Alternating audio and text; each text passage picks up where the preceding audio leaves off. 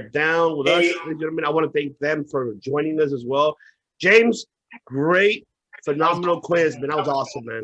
I commend you very much. Awesome. Great host. Love it. Love it. Great job, James, man. That was awesome. Thank you for that. Yeah. Cheers, but we gotta do this more often. I actually do enjoy these quizzes most definitely. I love it.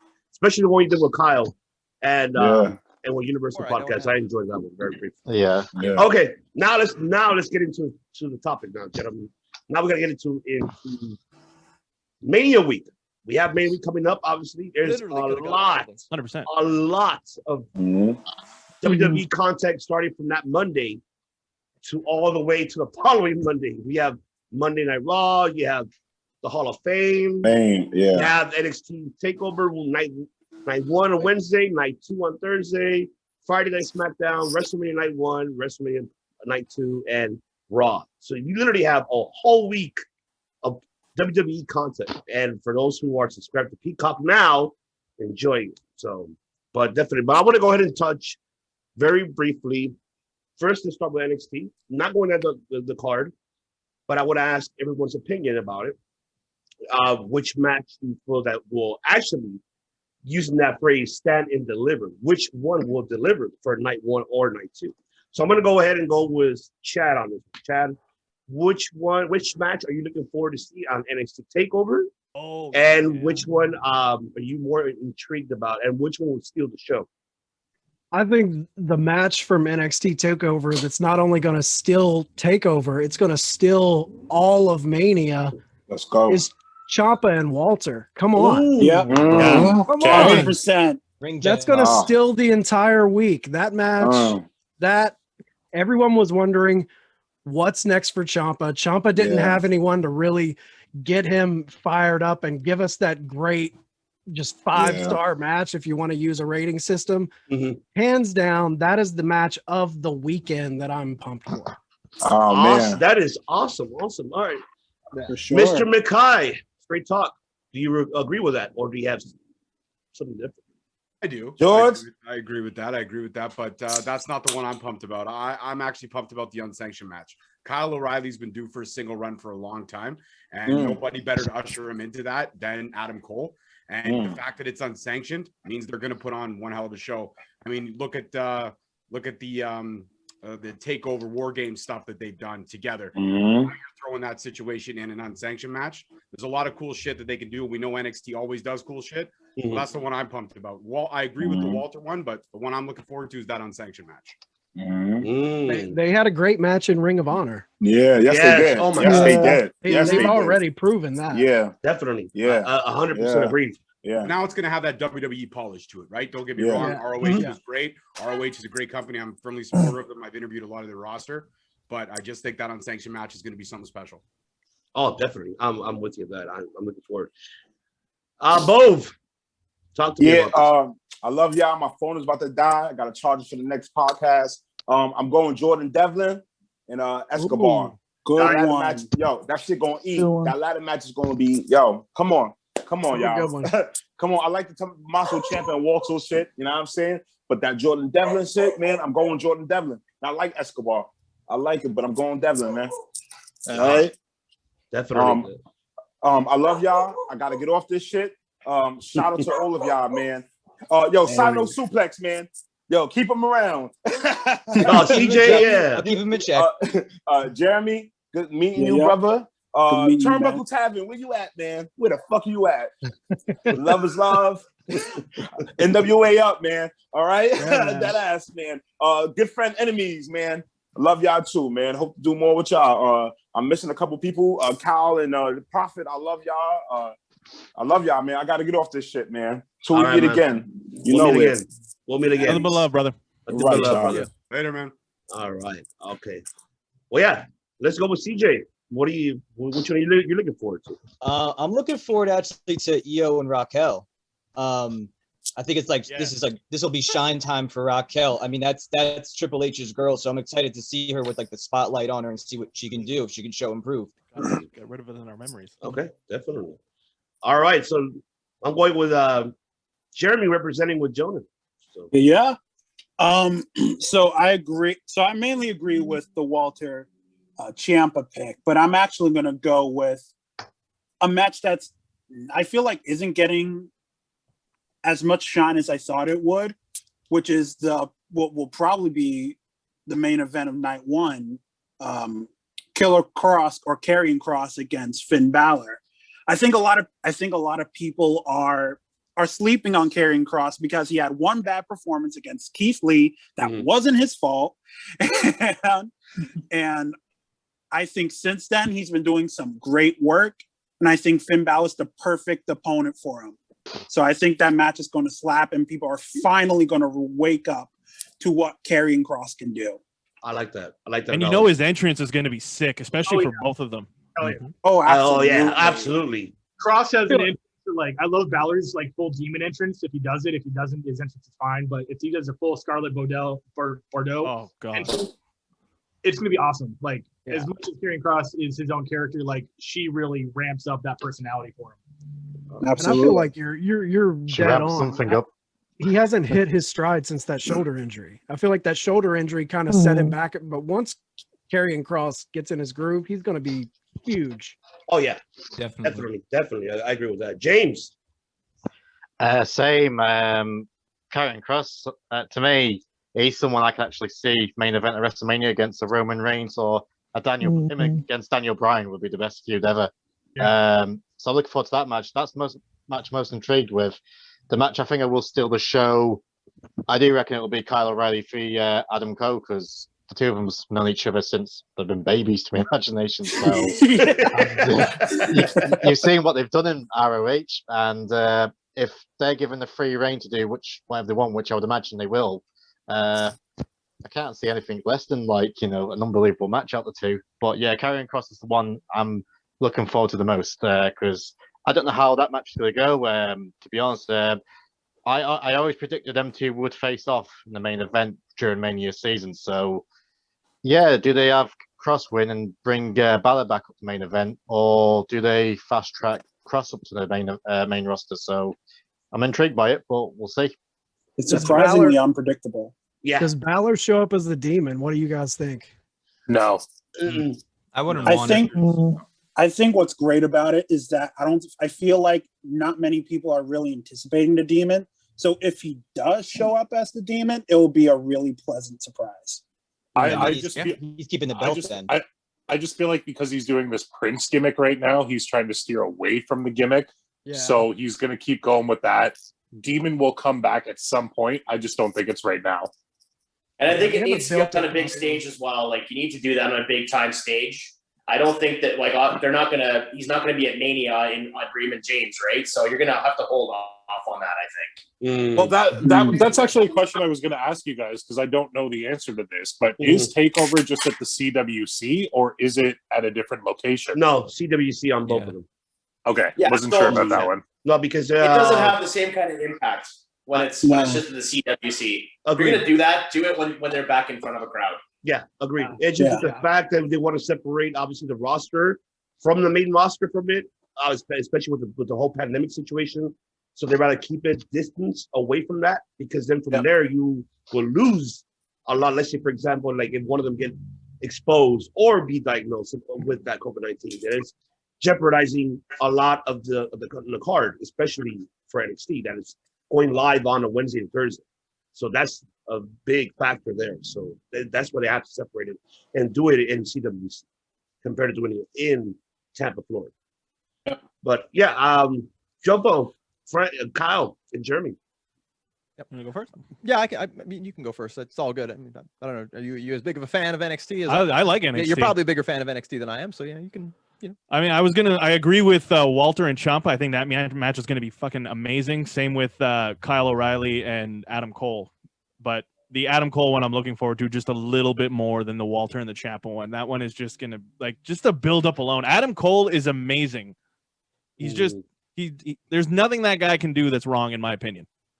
Yeah. So for me, the two that stand out are obviously Tommaso and Walter. I've been on a number of shows with Tommaso Ciampa. Never had the opportunity to get in the ring with him, but would have loved to. So from a personal standpoint, you know, having that connection, I do want to see what he's going to do against an opponent like Walter. Walter is more or less the ideal opponent for someone like Jeremy Prophet. He's exactly the kind of guy I'd want to walk right up to him, slap him right across the face, show the world that, you know, this guy may think he's a big bully, but really once you step in there with the dog that brings the big fight like me, then, you know, that's where the buck stops. So pretty much. You sure about that? 110%. You know, I've seen a lot of stuff in my life. You know, Walter, you know, he's going to be walking through the hood and he'll probably be feeling nervous. Jeremy Prophet, you know, I don't sweat nobody. So, you know, I've seen a lot, been through a lot. I don't sweat a guy like that. I look at a guy like Walter. I know he can bring a big fight, but everyone's got holes in their games. And clearly you must not be familiar with my body of work if you think that someone like him would worry me. I've been in the ring with a lot of guys that could give him quite a run for his money. Check out a guy named Hannibal and what I've done to him compared to, you know, what Walter does to his opponents. And then you decide who's bringing the big fight. With that said, I'm intrigued to see that match because I think that Tommaso, much like Jeremy Prophet, takes the fight to his opponents. So it's going to be one hell of a brawl, and it's going to come down to, you know, whoever melts first. The other match that I'm intrigued in is Finn Balor and Karrion Kross. I think because they're two fantastic characters. And, you know, a lot of times people get caught up in the athleticism of wrestling and the technicalities. And, you know, it's good when guys can know all the X's and O's of technical wrestling and whatnot. But I think first and foremost, you have two great characters there, and there's a great story to be told, especially with Kross having lost the belt due to injury, Balor picking up the slack with him leaving, and then these two finally going to go head to head. It's a match I've been waiting to see for a while. So I'll be glued to my TV set to see that one, as well as Walter and Tommaso Ciampa. Definitely. That's why you are the Canadian World Champion, brother. I commend you because, yes, everything what you said is absolutely right. I love it. Great analogy. Love it, man. That's why they call me the harbinger of truth. Yeah, that's right. You're the truth, baby. You're the truth. That's right. So now let's go with Tyrone and Jay. Your thoughts? Yeah. I mean, the obvious choice is obviously Cole and O'Reilly because we all want to see that. We've all seen it before. It's going to be great. But I'm not going to lie. After watching the finals of the Dusty Rhodes Cup, MSK and the Grizzled Young Veterans, that triple threat tag match is definitely intriguing to me. You throw in Legado de Fantasmo, it's going to be fucking fantastic. I think that's going to be the sleeper of the entire week. It's going to creep in. It's going to grab everybody by the throat and show them exactly why they are there to do what they have to do. Definitely. UIV is so underrated, man. Yeah. I also want to point out too with this booking though that if you look at the way that they've structured this all, it's 2 nights, right? But I think the big question coming out of both NXTs is who's getting called up, because you know WrestleMania Monday, Monday Night Raw, you know they're going to call somebody up. Now they've broken up Undisputed. Is Adam Cole going to debut on Raw? Like, what's going to happen here? I don't feel as though NXT right now is strong enough to lose somebody as popular as, say, an Adam Cole. I think maybe he needs to stay, but I think it's going to be really interesting to see how they book this coming out of it and going forward. Okay, Jay, if I may, just for 1 second, tell you to shut up like I normally do. Shit. I don't think that a call up is necessarily a good thing anymore. I think most of these people want to stay in NXT. So a lot of the veterans down there seem to get the choice of whether they want to go up or stay in NXT. I don't think we're getting the big names going to the main roster. I think if anything, you're going to get the Fantazo guys, the Cruiserweight champ and his boys. I think they're going up. If anything, it's going to be guys that are not on the main event level per se. You might get a Jordan Devlin head up there just because NXT UK hasn't had anybody go onto the main roster yet. And if they're going to combine the Cruiserweight championship, why not put Devlin up there? I wouldn't. I'm not advocating for the call-ups. I'm just saying that it more than likely is going to happen. I'm not saying that I think they should go up. I'm just saying that more than likely one of the main event players will be going up on WrestleMania, the Raw after WrestleMania. Well, do you think that they're going to go through with the call-ups? Because the whole spectacle of WrestleMania Monday is that the crowd always reacts to these big events that go on. And if there's no crowd to react to them, do you think that they're going to bring in people from NXT? I mean, I would love to see anyone be called up from NXT, but I just feel like it adds with the crowd. And if you don't have that crowd reaction, then, you know, it kind of defeats the purpose. Well, do I we think know? a lot of what they're doing right now is defeating the purpose. I mean, Well, they yeah, have to deal that's with, true. they have to work with the hand that's dealt them, right? So Yeah. I don't think it's going to preclude them from going forward with their booking ideas. I don't see who you can take out from that main event level of NXT right now that can just seamlessly be taken out, put on the main roster, and then you can, build somebody back up. I don't think there's anybody in the pipeline right now that can build and take over the spot of somebody who's on the top of NXT very seamlessly. Not only that, but is it confirmed that there is no crowd for Raw and SmackDown? Are they going to do Raw and SmackDown? They haven't mentioned that at all yet. Tickets would have been on sale by now, I would say. Tickets, yeah, it would have been sold out by now from when they Raw. Okay, I wouldn't even be surprised if the call up was Kyle O'Reilly. Oh yeah, me neither. You have him go over Adam Cole, puts it all behind him, and then he heads over to Raw or SmackDown. But then what do you do with Roderick Strong and Bobby Fish in that situation afterwards? Then when does WWE ever have a plan? Exactly. Valid point. Hey, solid. Cheers to that. Hey, cheers. I kind of wanted to add to that point because I heard something along the lines of, people don't really want to get called up in this day and age and whatnot. And, having a bit of a, wrestler's perspective, having, flirted with the WWE, NXT on occasion and, knowing people there and whatnot, you got to also understand that there's a big differential in terms of your pay when you're in NXT and whatnot, or when you're on the main roster. So a lot of guys, regardless of, worries about how they're going to be used and if they're going to have the same spot and whatnot as if you're in NXT, you still want to be making those big checks. And as much as, the reaction of the crowd comes into play for, all the big new surprises, and yeah, it's a good pop, but you got to keep in mind that WWE, even though you have a couple thousand people in the arena, you have millions upon millions of people watching at home. And that's the audience they cater to, literally to the point where they'll tell the wrestlers that you're playing to the cameras, not the people, because thousands of people in an arena are really nice, but that camera is being seen by literally billions when you think of the show going into syndication, video on demand on the network and whatnot. So I don't think something like crowd reaction would hold them back from doing that. The other perspective I wanted to give on that too is when you talk about talent coming up, they already have a bit of a bloated roster. We have guys like Bo Dallas, Aleister Black, Kalisto, sitting on the sidelines, and they're not doing anything with them. So these guys are in purgatory, along with all the talent that if you watch main event, maybe you see them wrestle, but other than that, you don't really see a lot of these guys. So there are a lot of inactive talents that they can also put into action, and to call more guys up just means that, you're going to just be putting more people in catering when you can't mobilize all your troops in the army. People have to be released for there to be new blood that comes in. So I think that's also going to play into why we might not see a lot of call-ups. Again, just my 2 cents from a, guy who takes a couple bumps here and there. That's a really good point. That's a really good point. Almost a moment of truth, if you will. You have to remember that in terms of viewership, you're going to have a lot more eyeballs on the product for Raw than you will for WrestleMania, just from a viewership perspective. People are going to be watching Raw. They're not going to get 2.5 million or whatever watching WrestleMania, but you're going to get more people tuning in for the Raw after WrestleMania, right? Now, Mr. Prophet, may I ask you a question right now? Of course. As a professional wrestler, would you rather sign with the company and have the WWE paycheck but never work, or be in NXT with the NXT paycheck and work consistently? I would rather sign with the WWE and pretty much the former of what you said, not the latter, because realistically, in this business, as nice as it is to get to wrestle, and believe me, when we start doing this, we'd all do this for free. But when it comes down to it, it is a job. It is a living. It's how you support your families. I'm not someone with a family, but, a lot of these guys are. So at the end of the day, you want to be making that kind of money. And I know some people, they just love the idea of being able to wrestle.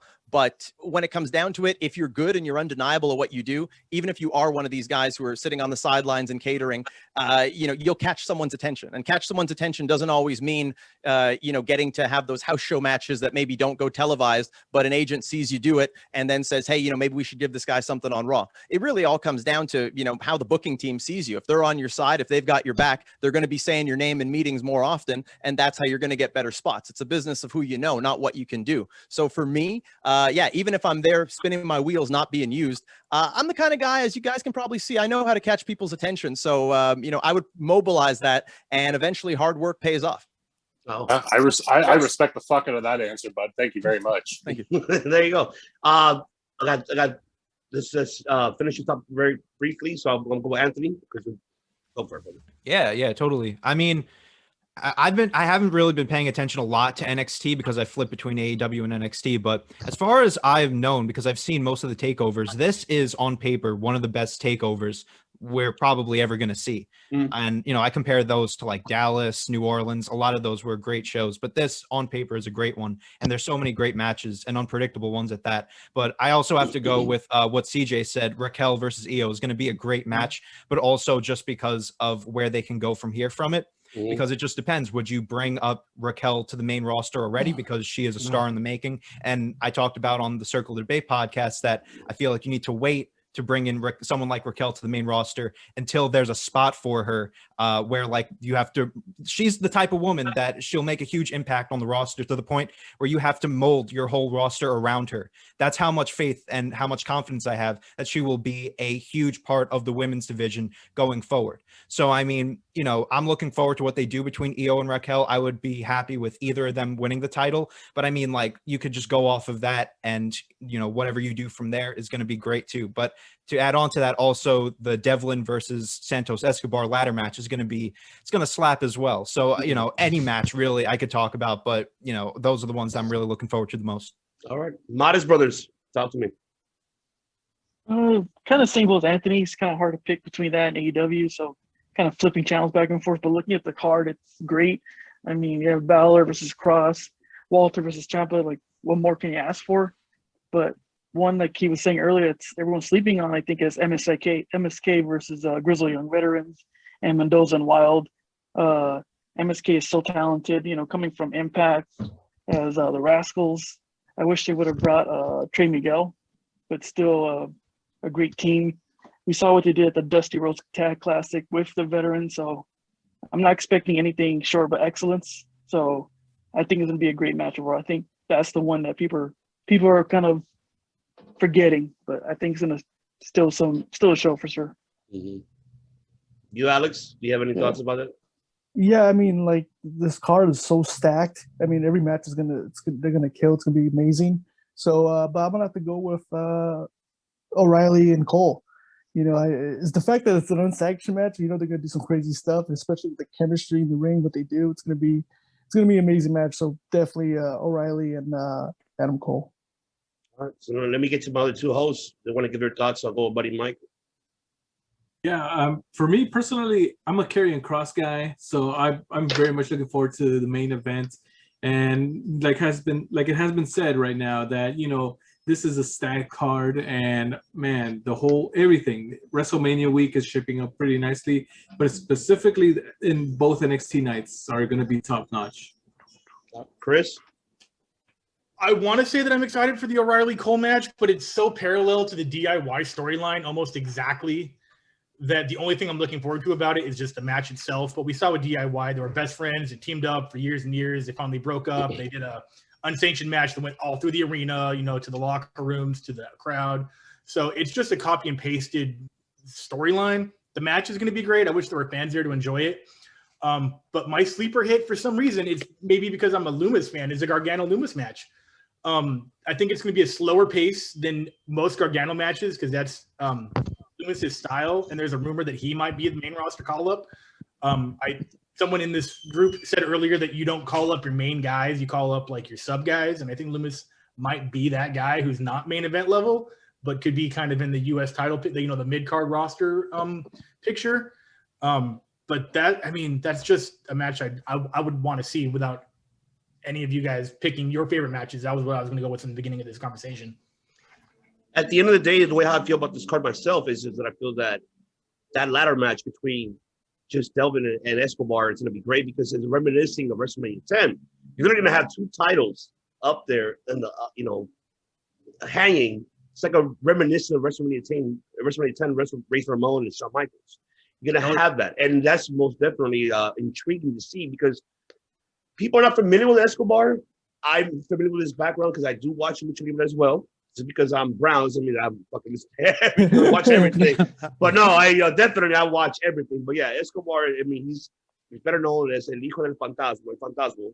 And obviously, yeah, he's going to bring a lot to the table. This is his first event in the States to have this type of event with a European person like Delvin himself, who was trained under Finn Balor as well. So people don't know that. So this match, I think, for me is going to probably base to the show for either night 1 or night 2. And that's how I feel about it. Yes, I agree with everyone's perspective of Karrion Kross. Did I see him in person? I was there live, seeing him perform, and I'm looking forward to see now win the championship belt legitly, the NXT World Championship legitly, and he's gonna pretty much take over after that. He will be the one standing and delivering. So I will commend him for him to win that legitly. Yes, we did see the Keith Lee one. Wasn't unfortunately separated his shoulder, but it's not, shit happens. But hopefully this time it will be legitly. Nobody gets injured. Everybody knocking on wood is okay, and having him being, a legit NXT World Champion. So now let's move on, gentlemen, to this is the last topic of the night, and I do apologize for keeping everybody here. Thank you so much, by the way, again, for taking the time. Now let's stick with WrestleMania. We are WrestleMania week now. Now let's go with, at this moment, we only know certain cards as we speak. We eventually will see more further announcements of who's going to be on night 1, night 2 for the remaining week coming up. So now for night 1, night 2, so I'm going to go with James. I'm going to go with you, James. Which match are you actually looking forward for Mania? Looking forward to Mania. Which match? None.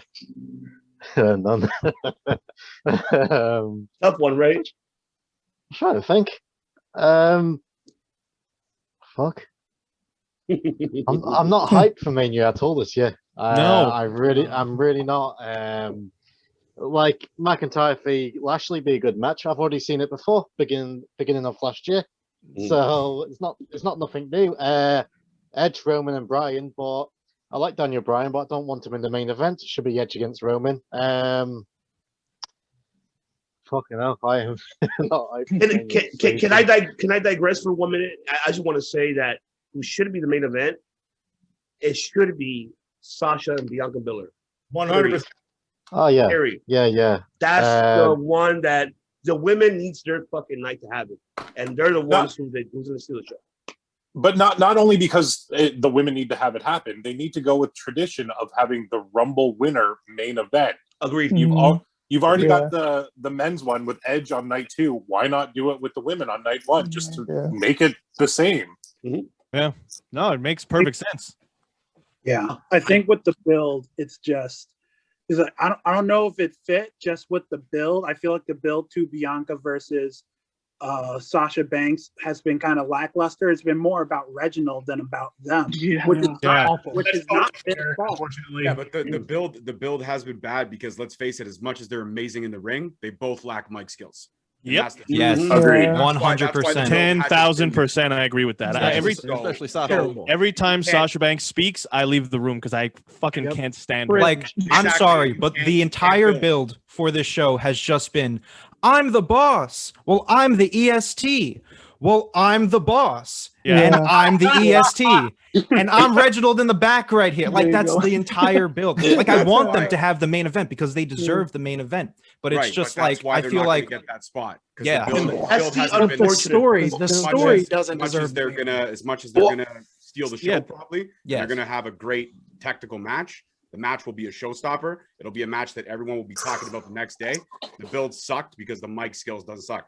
They all can't be like Jeremy Prophet. That guy can spit fire. That's right. And and it's the truth. Kyle, on the other hand, can leave. So can Chris. But Jeremy can spit fire. No, I love you, Kyle. I'm joking. I'm gonna hop off real quick because I gotta go. Wife's upstairs screaming at me for dinner. But much love to all of you. And if I could just put my my pick in, Bianca Belair and Sasha Banks are definitely gonna steal the show. But the one I'm looking forward to, because I love the dark, fucked up characters, and he is the new Undertaker, is the Fiend versus Randy Orton. Yeah, we've seen it a bunch of times, but I don't know. Maybe they might do a darker version of the Firefly Funhouse just because the Fiend is all fucked up now. So I think that's great. And Fastlane, that was match of the night for me because Alexa Bliss, the psychology was perfect. I loved everything about that story. Even the Fiend coming up looking all burnt was perfect. Ivan called that fucking devious one. Of course he would. And much love to everybody. And again, Kyle, Jeremy, big ups to Canada. all my other Canadian podcasters, all you guys, it's first time meeting most of you. I appreciate you. I'm a fan of all of you, and can't wait to see what everybody does after Mania. And Chris, yeah, okay, bye. Later, gentlemen, much love. Take care, brother. Take care, brother. Appreciate you very much. I love that he left on a high note. Oh yeah, left on a high note. Putting over Jeremy Prophet. Don't get much better than that. Of course, it has to. It has to. So, now he said something there that I wanted to touch on because, and a lot of us have said it, about like, they don't have the mic skills and whatnot, and it's been a narrative that I've tried to bring to the podcast community that, Absolutely. being on this side of the fence as a wrestler and knowing the inner operations of how they do business, you got to remember that there are a team of writers that put together this script, and there are a lot of pressure on wrestlers to have to go there, and they drill it in you. You need to read this verbatim. You miss one word, then, you're going to be pissing off the boss by doing that. So a lot of times you can only expect so much when the material is lacking. Now, obviously you need to have a certain level of articulence and eloquence, and you need to have some acting skills. I actually wanted to start a series where I would say, I want to take whatever promo everyone thought sucked this week on TV, whether it was WWE, AEW, or whatnot, I will take the exact verbiage. I'll take the lyrics and I'll put my delivery behind it, and I'll show you that it can work. So when we say the talent aren't delivering in promos, well, keep in mind the material, it's not them. It's not like Jeremy Prophet where you can get on the mic freestyle and get people interested. It's you're being handed something, and you got to sometimes make lemonade out of, only a handful of lemons. Absolutely. Absolutely. And I agree. Salad out of chicken shit. To quote Brock. Yeah, I was trying not to affect their monetization. The thing with that, though, there's a reason for that. Vince doesn't trust the talent because the talent hasn't got the belief in themselves. So, for example, I spoke to Vince Russo the other week, and I said to him, I was like, why was it Steve Austin? Why was he the one who was chosen to win the King of the Ring? And he was like, Austin would not sit around. He was on my case every day. Give me time. Give me time. I need mic time. I need mic time. He said, I found 3 minutes to give Stone Cold. He said, I gave him them 3 minutes, and he ran with it. He said, then Vince just let him go for it. So I think a reason for it, Vince doesn't trust the talent because the talent hasn't got the talent to speak. You'll hear Sasha Banks. She's fucking terrible. She's the most overrated woman in professional wrestling. I truly believe that. It's funny that you agree. It's funny that you bring up Stone Cold there, though, because I was watching the Broken Skull sessions with Sasha Banks, and it was legit the only one I had to turn off because I'm listening to her talk, and I'm like, you sound like the fakest piece of shit, pardon my French, that I've seen in a long time. I'm like, you're sitting here reading your own promos that you've written down about how much you love Steve Austin, and oh my God, we're friends now, and this, and oh, wasn't that awesome when I did that? Shut the fuck up. Not only that, but she's not only one of the most talented people on the roster in ring, but also the least talented on the goddamn mic. The last time we had somebody like this, it was probably Brock Lesnar in his rookie year, and you put him with Heyman. I think we need to give Sasha a mouthpiece. I think Carmella. I think we need to give her. I think on the roster right now, they're definitely worse on the roster right now. Ricochet. Have you heard a Ricochet promo? But Ricochet's not in a main event program right now. Ricochet is fighting Humberto Carrillo on main event, trying to get onto the opening spot. In my opinion, if you can't talk, you shouldn't have a belt. I don't know if you agree with me on that, but I agree. Like, if you I agree with Mikey. What he just said, so if you can't put now. asses into the seats, why do you have a belt? Well, let's not only that, but Kyle, not to walk over what you're saying, but I mean, I'll just put it simply for people because I'm an educated guy, but I got a black belt and a PhD in common sense, and common sense dictates that when you have a TV show, you're not going to have someone who can't articulate and can't speak well on any TV show because it's not going to attract viewers. That's the simplicity of it. That's the importance of being able to talk in wrestling. You're on a TV show, millions of people are watching you. They got to believe what you're saying. It's got to be good. Like, the only reason she has a belt is because Snoop Dogg's her cousin. Yeah, I said it, and I stand by it. If she wasn't related to Snoop Dogg, she'd be in a tag team with Dana Brooke right now. I guarantee it. Yeah, and I've said it before. Carmella does the boss gimmick better than what Sasha does. Oh, yes. 100%. I was rooting for Carmella to walk into Mania as champion just because I couldn't stand Sasha as champion. Yeah. Ivan, I know you want to keep going on here, but there's one thing I just want to throw out there. And as we're talking about the SmackDown Women's Division, it's a goddamn shame right now that Bayley doesn't have a program. That woman not only led the women's division, but also the entire SmackDown division during the entire COVID era with her entertainment, her promos, her in-ring, and now she's just sitting around. I don't get what's going on. I know. I agree with that, and it does makes a lot of sense. Absolutely what you're saying, and it's something. Yeah, I'm more like, why she's not involved in some type of event in Mania? Because that last year, that pandemic era, she did lead it on completely. She did a phenomenal job, just not also being a champion, but just her program, how her character developed as she was being a heel, and more than people thought, at the beginning, obviously, face, of course, that's your like female version of John Cena. I quote that. But for her going heel, definitely, I'm with you that 100%. That's something that she should be somehow involved in the title picture. Maybe not. Maybe let's say no, but still involve her in some kind of way. She could have been the host this year. Yeah, Her and Billie Kay.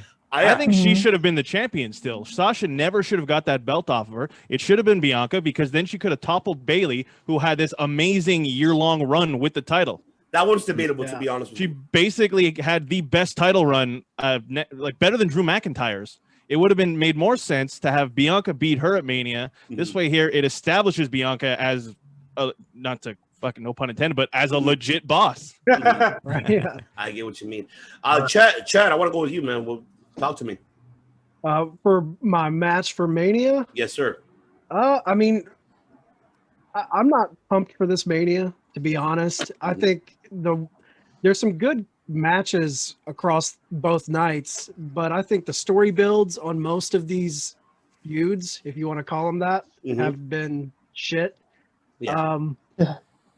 But I think the sleeper pick, the dark horse match for me, when you go just for who's involved in the match and it being a solid, fun match, I think Seth Rollins and Cesaro. I forgot about that one. Yeah, you're absolutely right about that. I mean, there's no real story where I'm invested, but if you want to see just two guys, especially Cesaro, who is highly underused and has never got the due that he deserves as far as an in-ring just beast, these guys are going to fucking tear shit down. Flat out. Like, it's going to be so good. Is it safe to say that they're going to burn it down?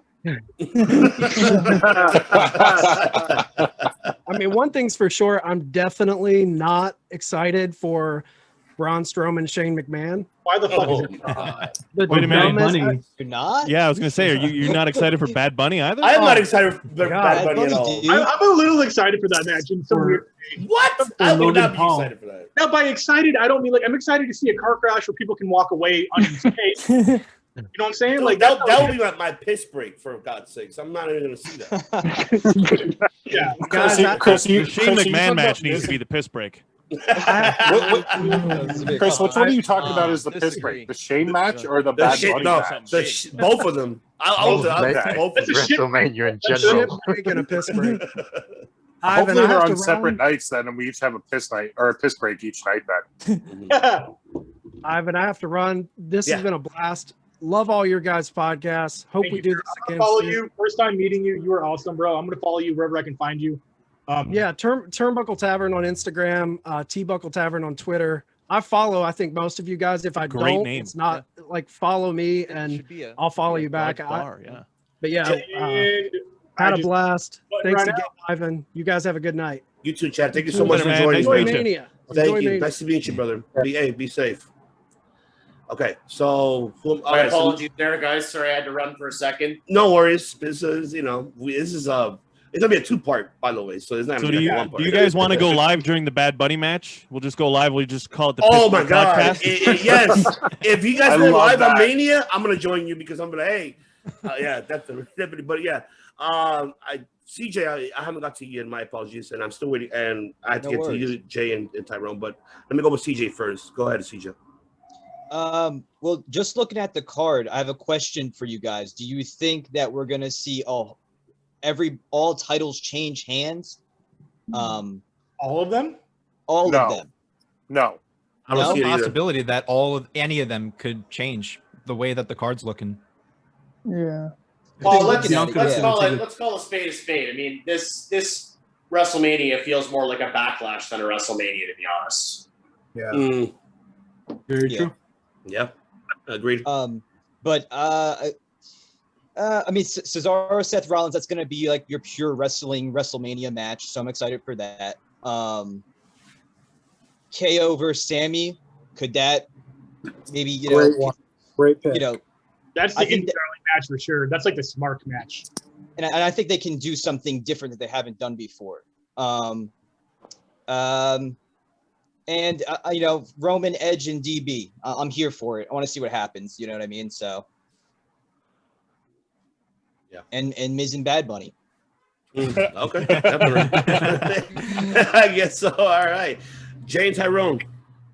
All right, so I'm going to start this off with the unpopular opinion, and that is I'm actually really happy that we're not having the part-timers this year. We have Shane, which whatever, fuck Shane. He's there. He's going to get the shit kicked out of him by Draw. Yeah. But we're not seeing Triple H. We're not seeing Undertaker limp down to the ring. We're not seeing any of these legends come down and do a match. I'm totally okay with them all popping out for an appearance. Steve Austin coming out, giving someone a stunner, hitting a Steve Weiser. We're good. I don't need to see them compete.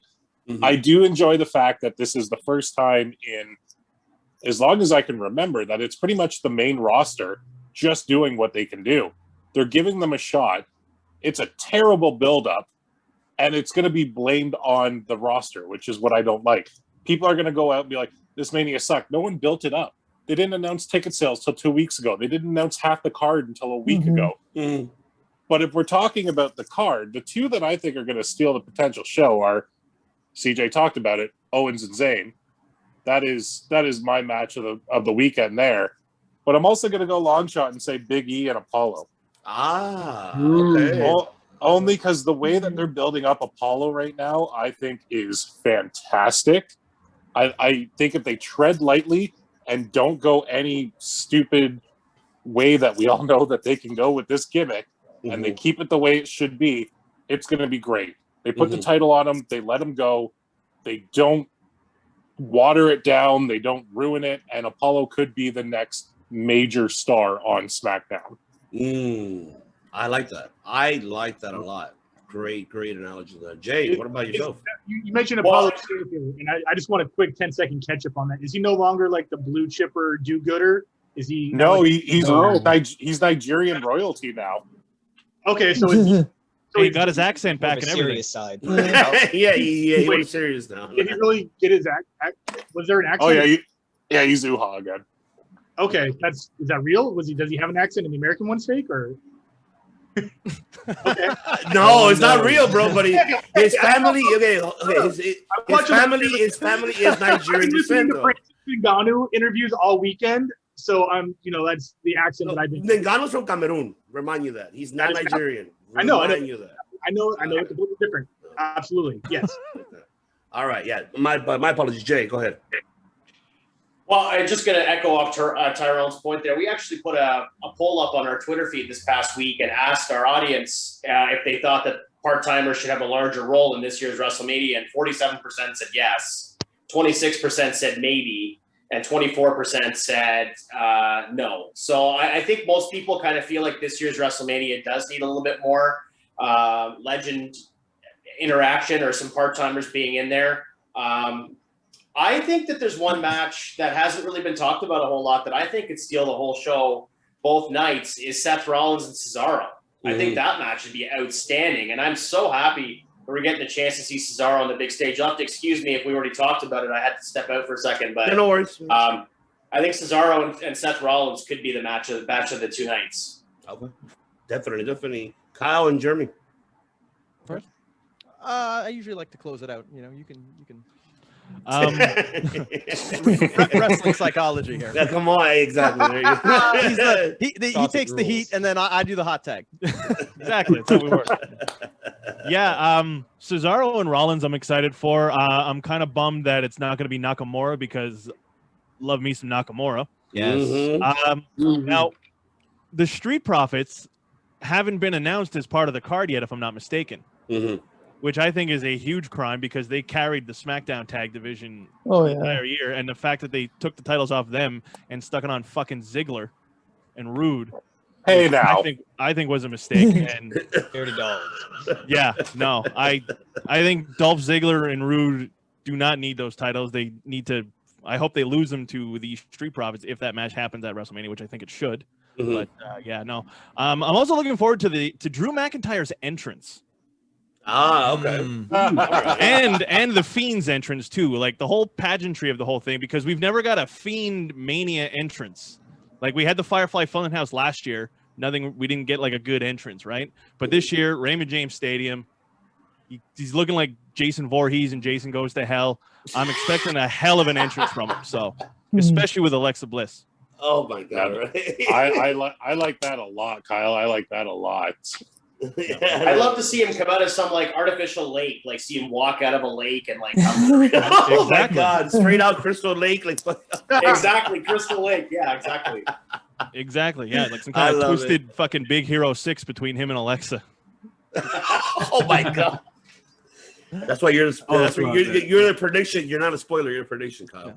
Remind yourself that. But Jeremy, yes. Yeah. So for me, what I love about WrestleMania is that you get so many different types of matches. It's regardless of what kind of wrestling fan you are. If you're a pure wrestling fan, you have the Seth Rollins, Cesaro. You have the Kevin and Zayn.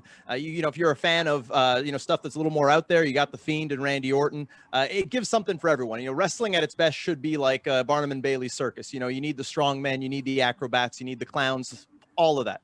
You need lion tamers. I don't mean Chris Jericho, but wrestling needs him too. So when it comes down to it, I like the variety. I, for one, am most interested in a match I don't think anyone's talked about yet, which is the Raw Women's title match between Asuka and Rhea Ripley. And why I love that match is because it's one of the few matches we're seeing at Mania that's actually an original match. They haven't been in the ring with each other. We haven't seen it on free TV time and time again. Plus the fact that Asuka is the current champ, but also had such a long reign in NXT, and Rhea Ripley came along and she dominated both NXT UK and NXT to the point of the gentleman whose name I don't remember, who said no one from NXT UK has made it to the main roster yet. Rhea Ripley did break that barrier. So I'm anxious to see, now that she's not a big fish in a small pond, what she's able to do against Asuka, who I personally feel is the best of all women currently in the WWE. So I'm excited for that one. I'm also excited for the culmination of Randy Orton and The Fiend. I've been loving that storyline. And, I love characters in wrestling. Look, I love great wrestling. Any of you guys see me wrestle, I can go with the best of them. But I also want to be entertained by my TV show. So when I see The Fiend and everything he's done, the mind games, Alexa, I've been loving every minute of that. I mean, I loved when they did the Inferno match, even if just for the visual of The Fiend lit on fire taking an RKO, which to me was a super iconic moment. So yeah, I'm most looking forward to those two matches. And I'd like to be more excited for Bobby Lashley, because I've wanted to see Bobby Lashley as a champion for a long time, but we already got him and McIntyre a couple of times. So it's not as exciting for me as a main event. So for me, yeah, those are the two that I'm most looking forward to. Awesome. I love it. I love how you really broke it down. And honestly, you're right about that, because that's the original match that it just happened unexpectedly. And then there's no story built to it as of yet either. I mean, that's another intriguing part about it, because now you're seeing these two women that have not been in the ring together at all, and now we're seeing them for the first time at Mania. So it does intrigue when it comes to that, because it's like, okay, there's no story built behind it. All she did, he just came, debuted on Raw. I challenge you for the belt. Oh, like, what the fuck? Okay, shit, I want to see this. Yeah. I'm pretty sure everyone else, as as a fan, obviously, is that, okay, what dream match would you book? And this is a dream match that everybody would like to see, and now it's becoming in fruition. So definitely with you 100% on that, Mr. Prop. I love it. And one thing nobody else brought up, MVP is going to have a nice fucking suit for that WrestleMania. Oh, hell yeah. What he pulled out. I'm sorry, but the Hurt Business's suit game has been on point. I've been following them on Instagram, watching them shop and shit. Oh, my God. You'll wait until we have our Circle Debate 1 year anniversary. I'm suited up. So that's for sure. But Modest Brothers, talk to me. Go ahead, Alex. I'm going to go with Bad Bunny. No, I'm just kidding. Well, he's never coming back. No, I'm gonna go with. I think Prophet made such great points. I mean, Asuka and Ripley, they haven't really faced each other. It's gonna be the first time. It's gonna be exciting what they could do, and especially with the title online. I mean, it's crazy, but like, I want to ask you this: what's your prediction for that? Who do you think wins that match? I think not the fans. Ripley last year. See him giving it to Rhea. Oh, Yeah. My bad. I thought you meant Bad Bunny and Miz. No. Sorry, I checked my phone real quick and completely lost the whole context. So. But yeah, that one's gonna be exciting. I think I think Ripley wins it. I think she's gonna become champ. Yeah, I think after what happened last year with the Charlotte match, where she had that title for so short, the NXT title, it was a different title, obviously, but it was I think a crushing loss. Obviously, and then a year away, not from the sport, but from like WrestleMania and the main roster. Maybe she had some things to work on that they didn't trust her to hold that title with. I don't know the inner workings. Also, not to mention that Asuka low-key has been having one of the worst title reigns we've seen in a while, simply because she hasn't defended the title in 6 months. Yeah, she got a concussion. The last time she's defended it was at Clash of Champions against someone who doesn't even work at the company anymore on the pre-show. So I mean, you know. Yeah. Well, I will say as well that I'm kind of glad that we're spotlighting some other female talent as well, as opposed to putting Charlotte on the main stage here. Like, I'm really happy that other people are getting an opportunity as well. Like, I think she's an amazing talent, but she's already up to, I think, 8 or 9 title reigns if she's going to catch Rick, her dad, in like 2 years. And it took him 35 years to get 16 championships. So I think it's totally fine to put her, cool her jets a little bit. She's already super over, and give some other people a chance. Yeah, she has the record for most amount of title losses for sure. So I don't think she should be anywhere near a main event. What I was going to say is I'm looking forward to the 2 women's title matches, because I think it would be such a great way to usher in the new era of female talent if you have Bianca Belair and Rhea Ripley both as champions at the end of their respective nights. Yeah. Very, very, very, very well said. Anyway, gentlemen, I got to get off. It was great talking to all of you and meeting all of you. Jeremy, thank you for calling me out on not knowing that Rhea Ripley made it to the main roster. I appreciate that. All in good fun. All the best, guys. Talk to you guys soon. All right. Thank you so much. Be careful, be safe. Yeah. All right. And so, okay. I wouldn't mind a Rhea Ripley, Bianca Belair, Eddie Guerrero, Benoit moment at the end if they both ended up winning. Well, they're not that close, really. Oh, but they were both from NXT. You know? Yeah. But remember that they were the last 2 in the Rumble, and think about that. And they actually could win the titles at Mania. That'll be something like intriguing. Like, oh shit, you had 2 women the last 2 in the women's Rumble, and now they're actually winning the prospective women's championship. Yeah, well, there's passing of the torch for sure. There's a long-standing precedence of the runner-up in the Royal Rumble usually going on to challenge for the other title ever since the WCW title, WWE title era, or world title, if you will. Right. We see that happen more often than not. Yeah. See, am I missing you, Anthony? I apologize. Yes, you are. Yeah, no problem. Richard. No worries. Go. Oh, Richard hasn't gone yet? Oh, Richard, yeah. Go for Richard. I'm just saying, like Jeremy was saying, pretty much like a passing of the torch. You know, Bianca, Ripley getting their spotlight. You're breaking up, buddy. The match I'm really looking forward to is Cesaro versus Seth Rollins. I have a soft spot for Cesaro, like when he was Claudio Castagnoli, in Championship Best. Could you hear me? Yeah, I can hear you. Yeah, I can hear you. You got me? Yeah, I can hear you. Oh wow, that's like 90% better. Okay, cool. So yeah, like I was saying, the match that really stands out for me was Cesaro versus Seth Rollins. I'm getting shades of Tyler Black and Claudio back in the day in this match, so hopefully I see that. Here, I think if they get enough time, they're going to steal the show and do a great performance. Long overdue, Cesaro should get his shine on and get his moment. You know, Vince always has said, oh, well, he's not championship material or not a main eventer. No, it's bullshit. He has the talent, and I think he's going to get it right here with this match versus Rollins. Definitely. I agree with that. Yeah. Anthony, floor is yours.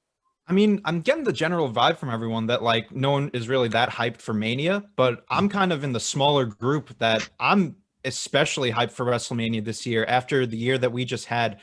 Speaking as someone who was supposed to be at Mania last year, you know, just for there to be a WrestleMania in proper fashion with fans and everything, you know, whatever the card was going to be, I was going to be excited for it just for the spectacle of it.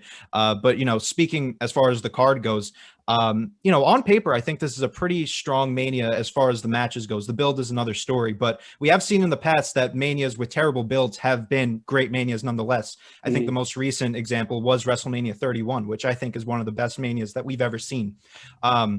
But, you know, as far as the card, I think I'm going to be cheating a little here, but I think the entirety of night 2 is going to be a great, you know, show just because you have matches like Asuka and Rhea Ripley, which I'm especially looking forward to. The Fiend and Randy Orton are going to close out their feud, which, you know, I would also like to see them incorporate some aspects of the Funhouse, because I've always said that there are 4 people that would be excellent for the Firefly Funhouse that they can still do or have done already. And it was John Cena, Triple H, Vince McMahon, and Randy Orton. So, you know, they're gonna have to tweak it with fans. You know, they might do half in the ring, half on the big screen, however they're gonna do it. But that's another match I'm looking forward to.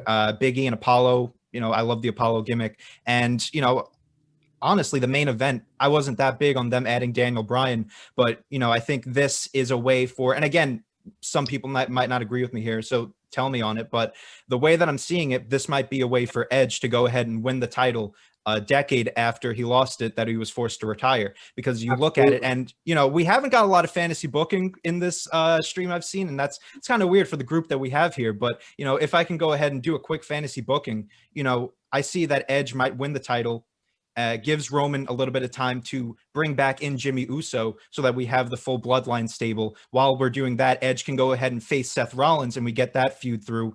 And then with the bloodline all together, that gives you a chance for Roman to take the belt off of Edge, because realistically, you don't need him to hold it for that long. And then we can go ahead. SmackDown now has enough time to build up some more challengers for Roman throughout the summer and onward, such as Big E, Shinsuke, Cesaro, you name it. So, I mean, that's kind of my way of looking at it if Edge were to win the title, but also just selfish of me because I love Edge and I really want him to go ahead and win that title that he never truly lost. But yeah, I mean, I'm speaking too long now, but no, by all means. But, you know, all of night 2, I think is just, I'm looking forward to a lot. And I hope that we do see Edge. I don't know if anyone else feels differently. All right. Well, yeah, let me ask my other host, my Ask Money Mike. Do you agree? Quick one, Mike. Before my phone's literally about to go flat. I'm on 4%, but thanks for having me, lads. Had a great time doing both shows, and yeah, all the best. And yeah, if you want to check me out, you know where to find me. All right, James. Don't worry, I'll plug you in once we're done. All right. Take care, James. Take care, James. We love you, man. Thanks. Bye, everyone. All right. I like you as a friend. Yeah. I will say that coming into this conversation right now, this Zoom thing, I did not have high hopes for WrestleMania, but hearing everybody's match picks and kind of going down the card, it's not that bad. I'm pretty sure I'll enjoy it, and here's hoping, right, that it turns out to be a great WrestleMania. But yeah, overall, if I had to pick one match, I would probably say Fiend and Orton. You know, I don't know if it's going to be a cinematic match or anything like that, but you know, hopefully that one's good. And I'm a big Fiend fan, so that's my guy right there. Chris? Man, what can I say that hasn't been said, especially by the harbinger of truth, the minister of fact, the pioneer of prophecies right there. How this entire card has everything for everybody. But WrestleMania is supposed to be a year culmination of something that comes to a catalyst at the end of the year. I don't feel like there's a lot of questions I have about winners or losers in this. The Randy Orton, Bray Wyatt things happened 2 or 3 times in different incarnations. This might and hopefully should be the last time. What I'm more excited about this time around is the Raw afterwards, because that's hopefully going to arise a whole new bevy of questions that set up the next year for hopefully the next WrestleMania, where I have the questions that we're looking for. That being said, what deserves to be the main event, it always comes down to who puts the most butts in the seats or who deserves it the most. That's always a question, because it's not always the same thing, in my opinion. I agree with whoever can sell the most seats should definitely have a high spot on the card. But then also, who's the hardest worker? And they're not always the same thing. Someone in this conversation changed my opinion about where Sasha Banks and EST should lie on the card, and where they're at right now. I'm now okay with it. I came into this with the opinion that I was going to promote them as the main event. Now I'm not going to. I am looking forward to all of the matches that we talked about, which were sleepers, like the Seth Rollins, Cesaro, the Kevin Owens, Sami Zayn has to be probably the highest rated match of the night. And then as far as the second night main event, I like where Anthony's head's at, but Daniel Bryan came back from retirement and won the title pretty quickly. I don't think they're going to give it to Edge right away. Edge has always been a transitional champion. I think they're going to go with ultra heat on Roman Reigns, and he's going to win that. And he's going to get booed out of the building now that there are people allowed back in the arena and they can't pump in audio.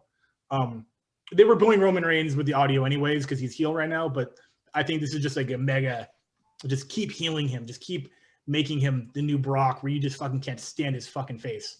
And I love that.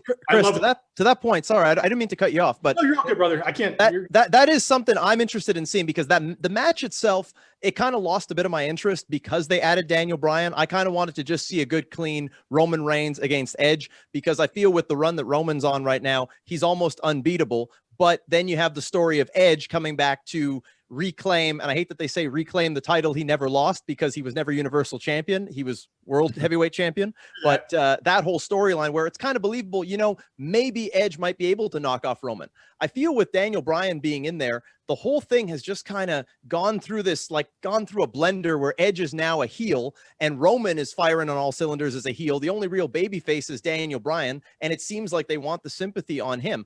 I feel like the audience reaction is actually more interesting to me than the match itself, because everything I've been reading online, people are loving the new Roman Reigns. And I think it may be one of the first times he gets cheered by the audience. And then how is the audience going to react to Edge?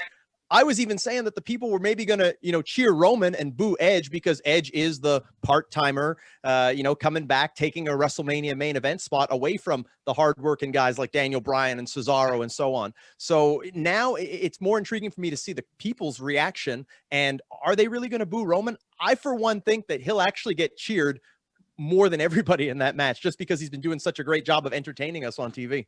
Yeah, it's very similar storyline with Daniel Bryan being in there that you mentioned to when he won. He went to the gauntlet, like he had to beat everyone in Evolution at WrestleMania. I think he went through what was it, Batista and.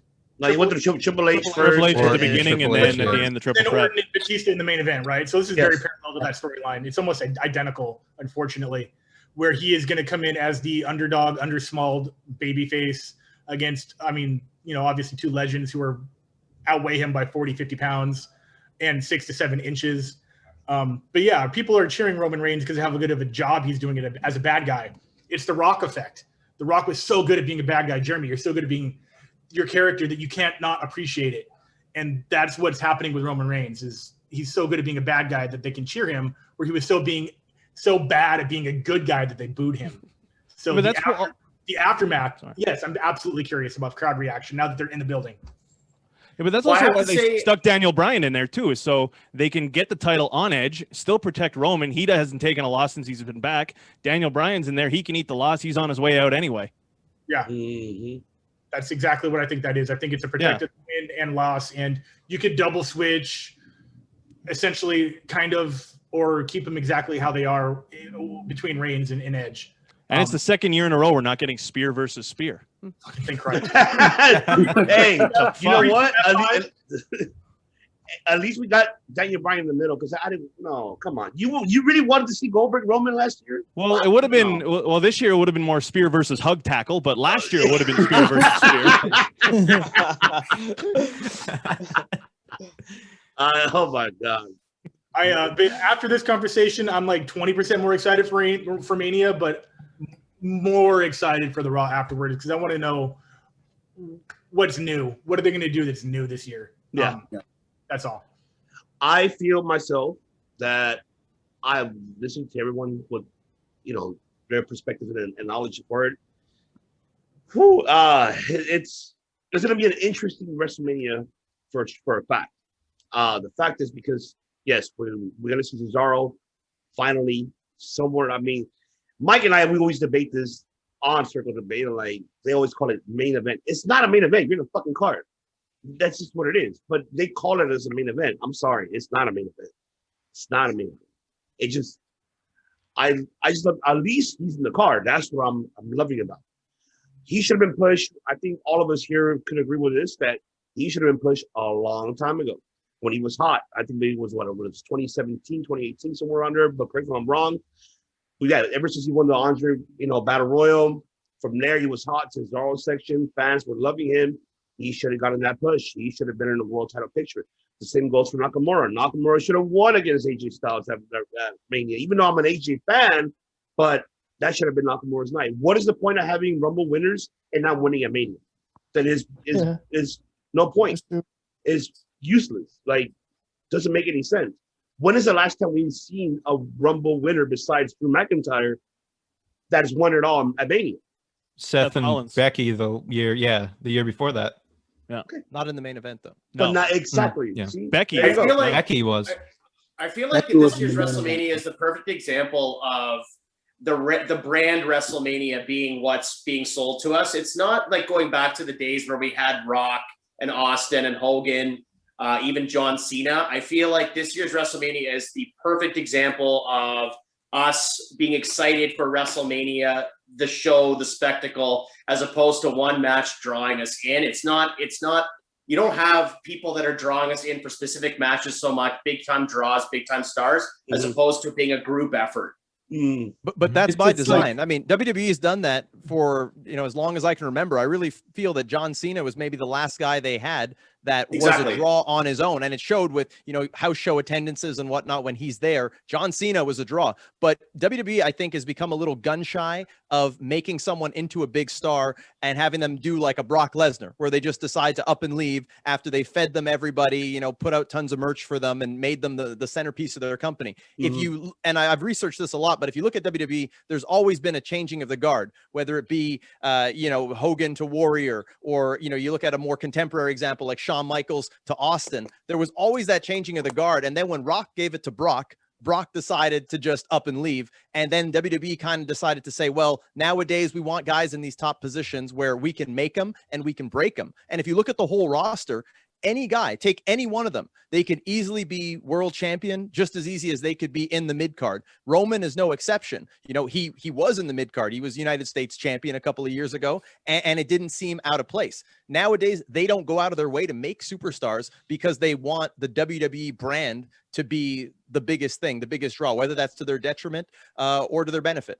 100%. I completely agree with that. That's exactly what it is. And to your point, it hasn't been since Cena that we've had that big breakout star that's been the main attraction, main draw on a Mania card. So I think it's smart from them, from a business perspective, not to place all of their, eggs in one basket, for the lack of a better term. But at the same token, I think it does at times hurt the drawing power of the card. Yeah, this reminds me of like for example, the Super Bowl. WWE likes to call it WrestleMania, the Super Bowl of pro wrestling. And I feel that for most Americans that tune into the Super Bowl and their team is not on the matchup itself, they are so invested in the Super Bowl that it doesn't matter which team is on. So I feel like they're trying to get WrestleMania to be at that, like to be seen like that, where it doesn't really matter who's on the card. It, just like how Jonathan was saying, the event itself, the spectacle is being sold to you. So that's what that reminds me of. Yeah, I think you just back to what Jeremy said, though. The thing is, the problem with that is that a lot of casual fans, like take for instance, my stepfather, not a wrestling fan, knows that I watch it, but whenever he asks me, "Oh, it's WrestleMania this weekend. Who's fighting?" I'll name people and he won't know. But if I say Brock Lesnar, John Cena, Hulk Hogan will be the host. Oh, that's cool. Maybe I'll tune in for that. But if you go to a casual fan, hey man, you excited for Cesaro Rollins this Sunday? They're not going to know. No. That's by exactly the way, Roman Reigns and Edge are in the main event. Who? Yeah, that's exactly my point. That's why I think this Mania of all Manias, because we've had the pandemic, I think without question, this was the one Mania where we needed a few more big time part-timers to be involved with the show and pre-announced, so you get some more eyeballs on the product. Exactly. So this is the question that I'm coming up with that as I say it, but where is WrestleMania itself being held? Is Tampa, Florida. in Tampa, Florida. The arena. What's the arena? Is it like where the Bucks won the championship? Yeah, the Just same as the Super Bowl. same as the Super Bowl. Okay, Super Bowl. Super Bowl Tom stadium. Brady's new house. Yeah, his new house. But obviously there are COVID regulations, so it's probably not a full capacity. And 45,000 people a night can fit in there, or are going to fit in there. No, it's the tickets are 45,000 people a night. Night one, night two. Okay, so here's my question. My question is that if there wasn't a pandemic and tickets were not on sale just 2 weeks ago, it would have sold out like 100%. Would you all agree that this lineup as it is would have sold out?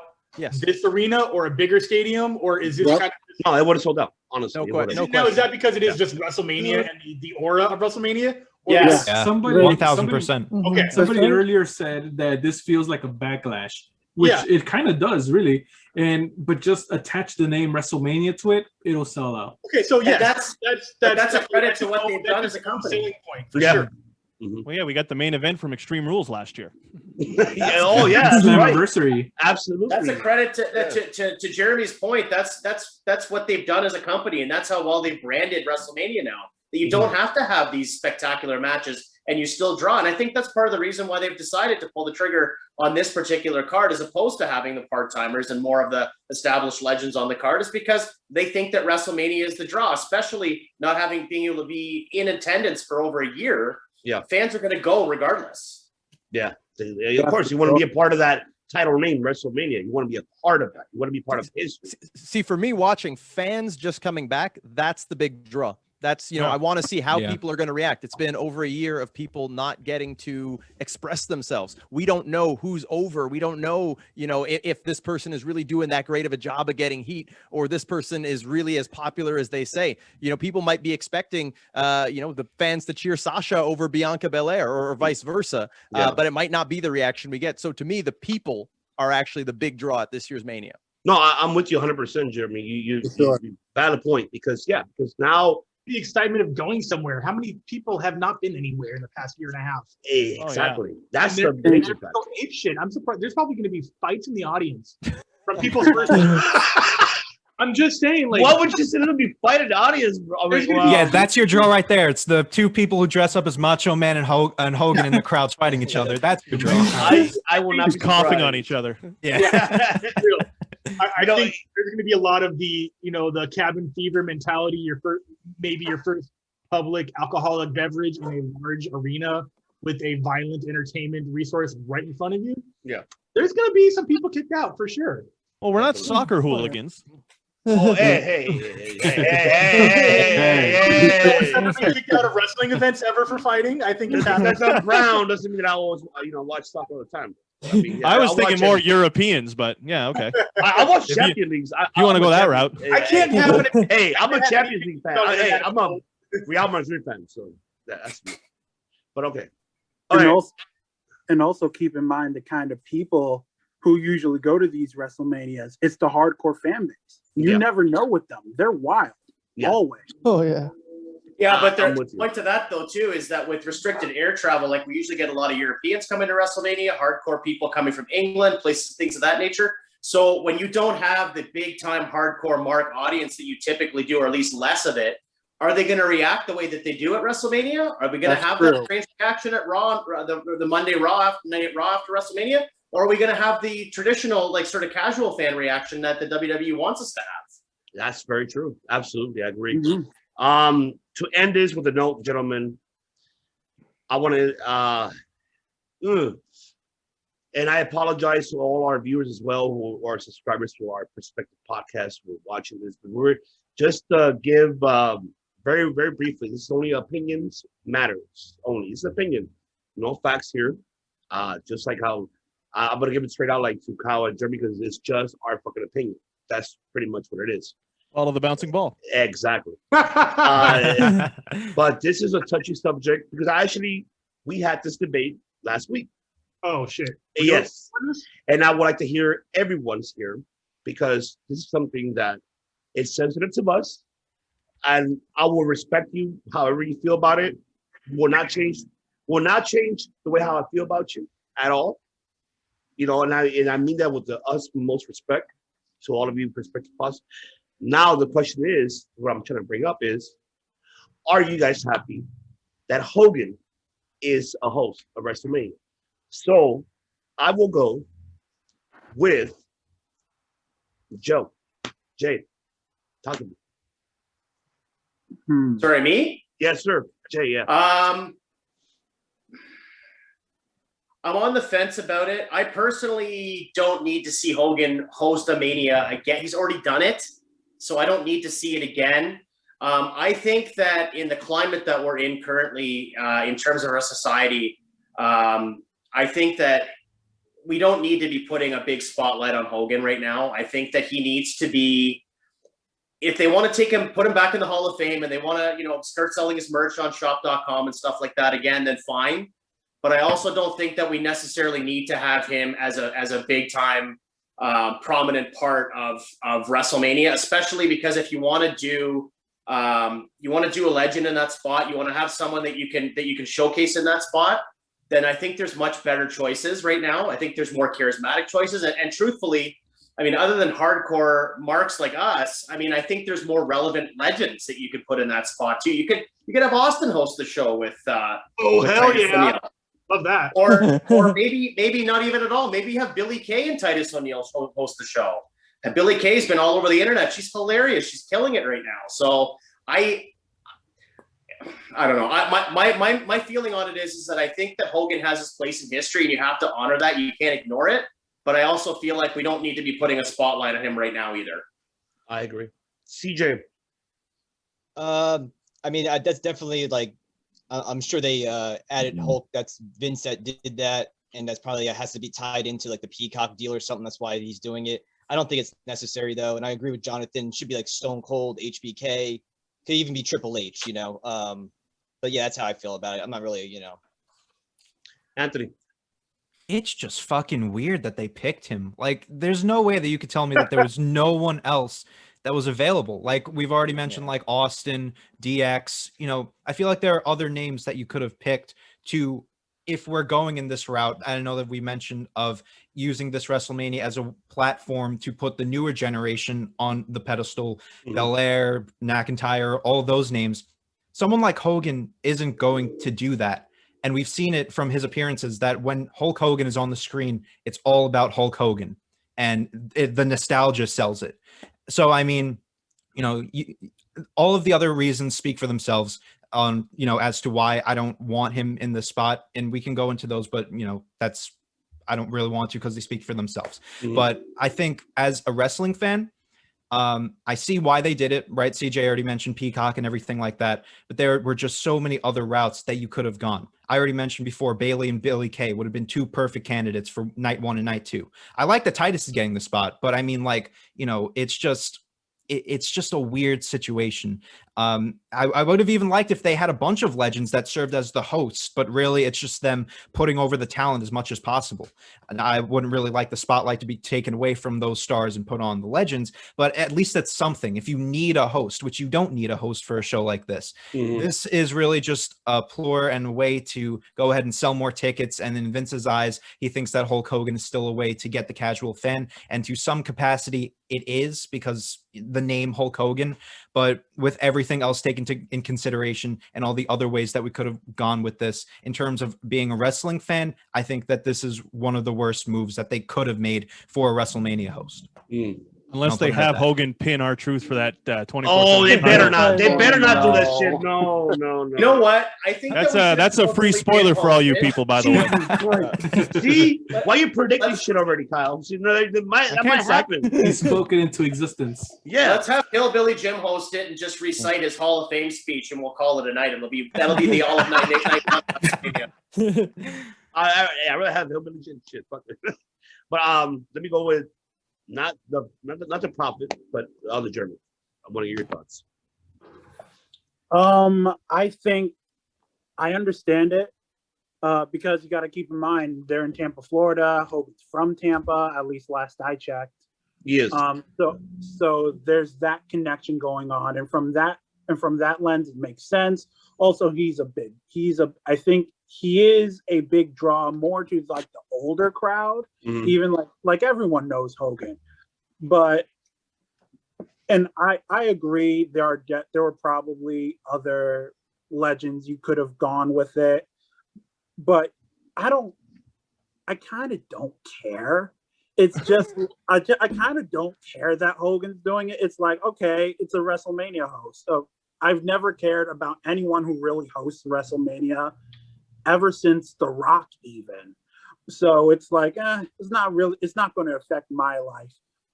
The thing that makes me confused is after all of this racist stuff that he's been dealing with, why are they putting him with Titus O'Neil? Thank you. But like, I'm biting my tongue.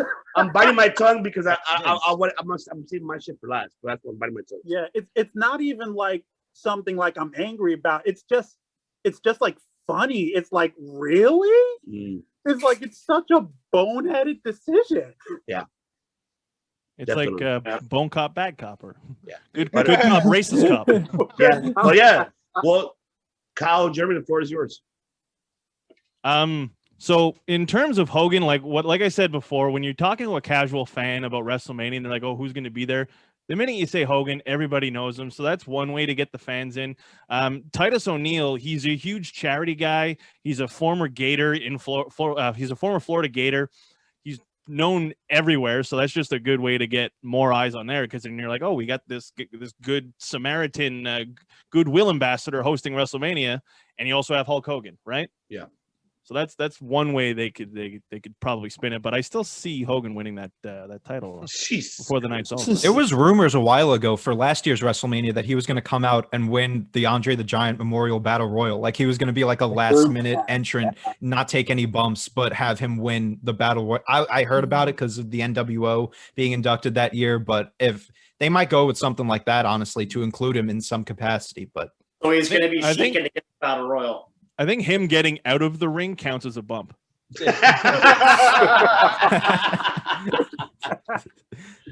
Jeremy, Mr. Prophet. I mean, when I think of this whole Hogan situation and when the stories first came out about Hogan, what he did, what he said is just so inexcusable. There's absolutely no place for that in the world, in society. And what bothered me the most about it is not the words that he chose to use, but the sentiments behind it, saying that certain types of people he would never want his daughter to ever associate with and things of that nature. That it's not, people harp on the use of the word, but it's really, the sentiment behind it. Yeah. And I think that has absolutely no place in this world or any kind of society that would, strive to be cohesive. With that said, I know he's tried to apologize for it in certain roundabout ways that fell on deaf ears, and I do feel rightfully so with a lot of the talent.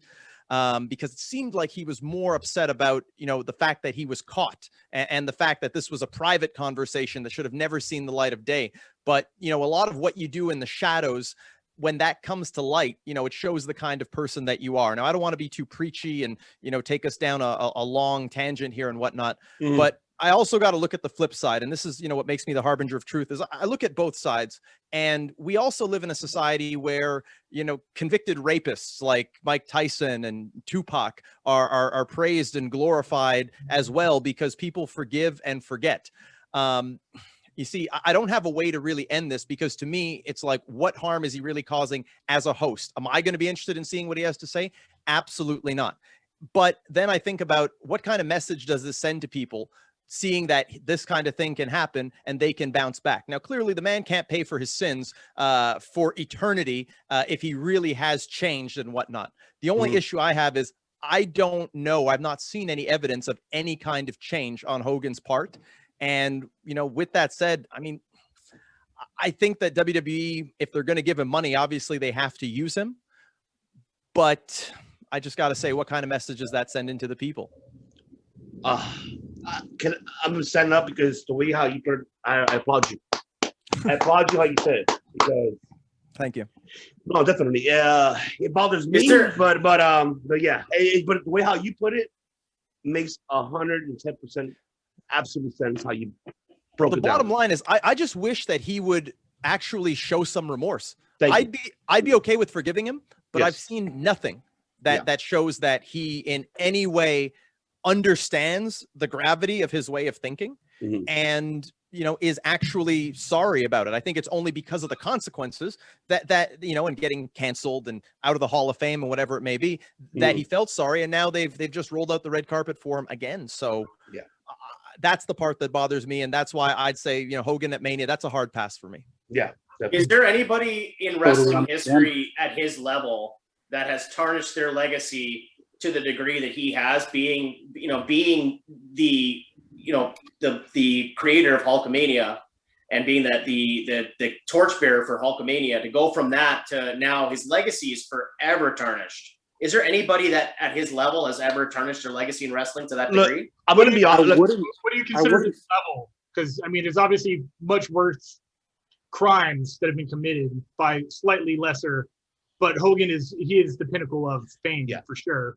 Yeah, but in that stature is what I mean. I'm not talking about Austin beat his wife.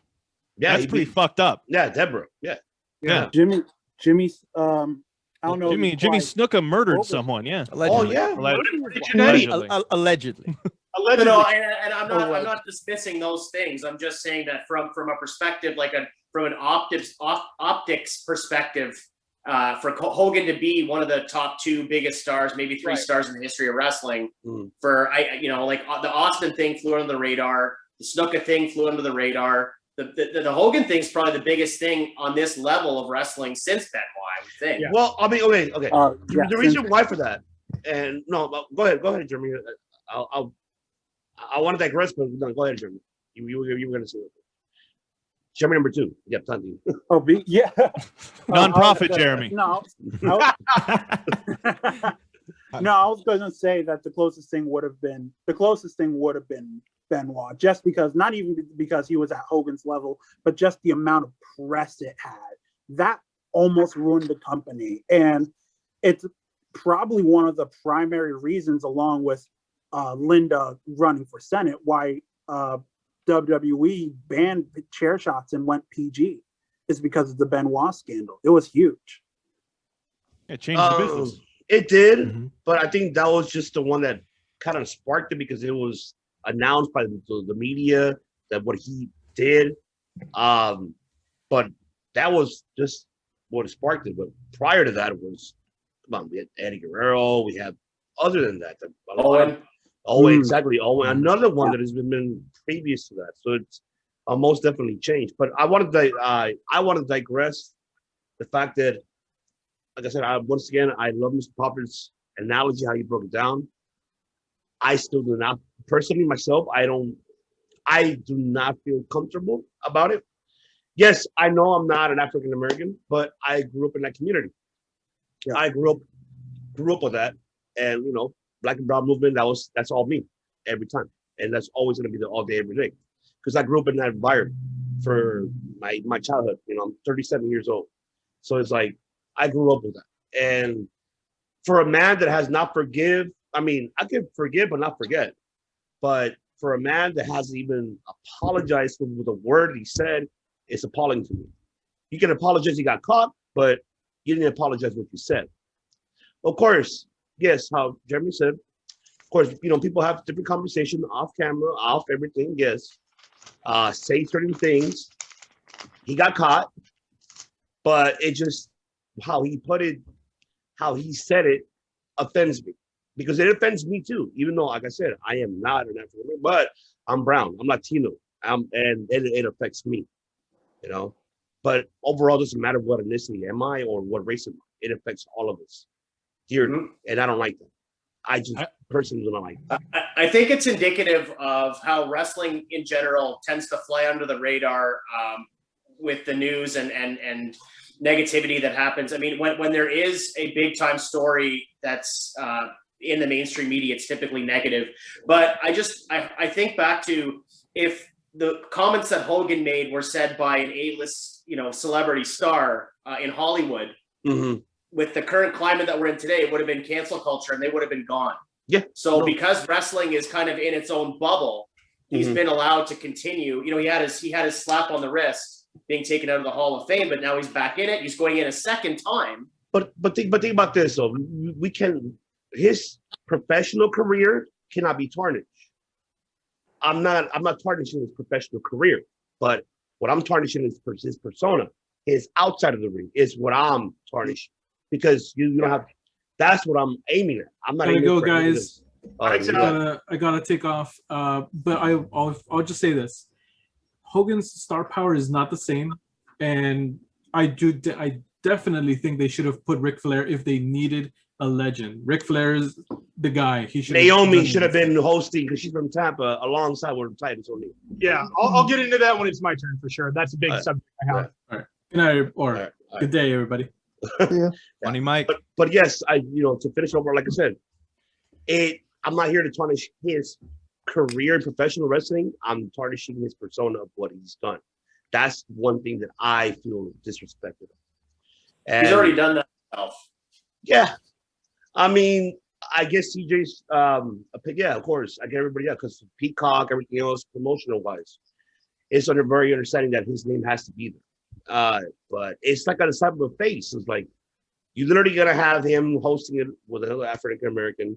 You're gonna have him hosting WrestleMania. You have two women that are African American. Go ahead and come maybe main event WrestleMania. Also Lashley as well. It's another one. It's like shit. Like that's a slap in the face. That's how I see it to me. But yeah, I mean, I digress and I apologize. But I said it is what it is. I mean, I can't do anything about it.